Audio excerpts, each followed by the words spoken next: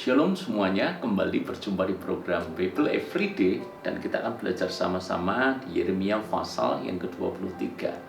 Tahukah Anda bahwa gembala adalah profesi yang mulia di kalangan orang-orang Yahudi? Mungkin kita heran, bukankah gembala tugasnya hanya menjaga kawanan ternak, membawa mereka ke padang rumput, membiarkan mereka menikmati rumput itu, menuntun mereka ke sungai sehingga mereka, para ternak itu bisa minum dengan puas, lalu kemudian menuntunnya pulang kembali, memasukkan ke dalam kandang dan selesai. Tapi kenapa profesi gembala itu dianggap mulia di sana? Kan sesungguhnya gembala yang sejati itu akan mempertaruhkan nyawanya demi domba-dombanya. Gembala yang sejati, dia akan berada di depan, sehingga dia akan menjadi yang pertama berhadapan dengan tantangan demi untuk melindungi domba-dombanya.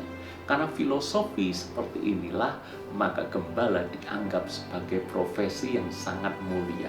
Karena ada pengorbanan di situ, karena ada keberanian di situ untuk melindungi ternak-ternaknya atau melindungi kambing dombanya. Namun kalau kita membandingkan di pasal yang ke-23 ini, khususnya di ayat yang pertama dan yang kedua dikatakan, celakalah para gembala yang membiarkan kambing domba gembalaanku hilang dan terserak. Jadi rupanya Tuhan memakai gambaran gembala untuk membandingkan seperti apa gembala-gembala Israel pada waktu itu. Tentu saja bukan arti harafiah, tetapi gembala dalam arti pemimpin rohani, pemimpin bangsa Israel pada waktu itu. Dan Tuhan mengatakan celakalah para gembala. Yang dimaksud adalah para imam, yang dimaksud adalah raja-raja Yehuda. Kenapa mereka dikatakan celaka? Karena mereka membiarkan kambing domba gembalaan Tuhan hilang dan terserak. Harusnya mereka yang melindungi, harusnya mereka yang menjaga, harusnya mereka yang mengumpulkan. Tapi justru merekalah yang membuat gembalaan mereka terserak dan terhilang. Ayat yang kedua, sebab itu beginilah firman Tuhan Allah Israel terhadap para gembala yang menggembalakan bangsaku. Kamu telah membiarkan kambing domba-dombaku terserak dan tercerai-berai, dan kamu tidak menjaganya. Maka ketahuilah, aku akan membalaskan kepadamu perbuatan-perbuatanmu yang jahat. Demikianlah firman Tuhan. Buat Tuhan, mereka ini jahat, membiarkan bangsa Israel, umat Tuhan tidak tergembalakan adalah jahat.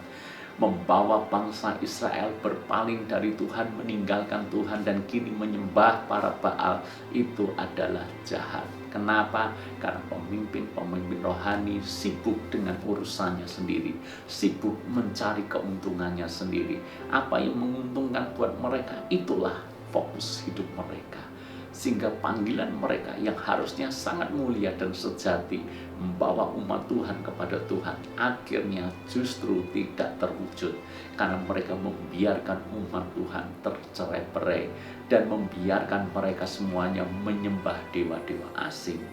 Karena para pemimpin sibuk dengan urusannya sendiri. Lalu kemudian firman Tuhan mencoba untuk membandingkan dengan gembala yang sejati. Dan gembala sejati yang dicontohkan di dalam pasal yang ke-23 ini tentu saja adalah Daud. Kalau kita baca di ayat yang kelima, sesungguhnya waktunya akan datang, demikianlah firman Tuhan, bahwa aku akan menumbuhkan tunas adil bagi Daud. Ia akan memerintah sebagai raja yang bijaksana dan akan melakukan keadilan dan kebenaran di negeri. Daud adalah pemimpin layaknya gembala sejati. Dia pemimpin yang bersedia berkorban untuk rakyat yang dipimpinnya. Dia pemimpin yang membawa bangsa Israel untuk menyembah Allah Israel satu-satunya. Lalu kemudian di ayat yang kelima ini dikatakan Tuhan akan menumbuhkan tunas adil bagi Daud.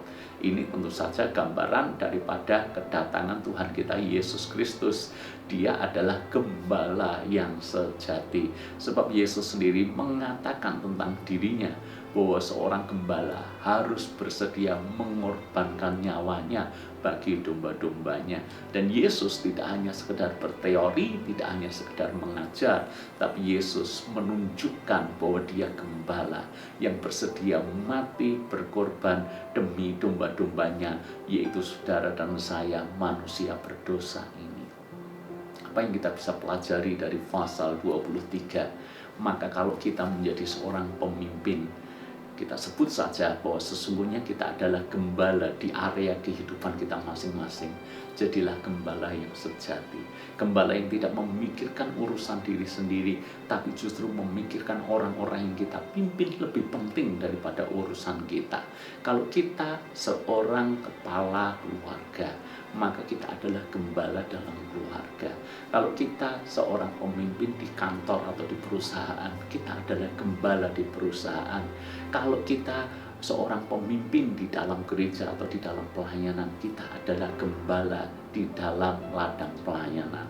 Maka jadilah gembala yang sejati. Jangan fokus kepada diri kita sendiri dan apa untungnya bagi diri kita, tapi mari kita fokus untuk melayani orang-orang yang kita pimpin. Kita menjaga mereka, kita bertanggung jawab atas mereka, dan kita pastikan mereka berada di dalam jalan Tuhan. Kita pastikan orang-orang yang kita pimpin hidup dalam takut akan Tuhan dan melakukan apa yang benar di hadapan Tuhan. Ada dua pilihan buat kita. Apakah kita menjadi gembala upah yang hanya cari untung sendiri, ataukah kita menjadi gembala sejati yang bahkan rela berkorban bagi domba-domba yang dipercayakan kepada kita. Tuhan berkati.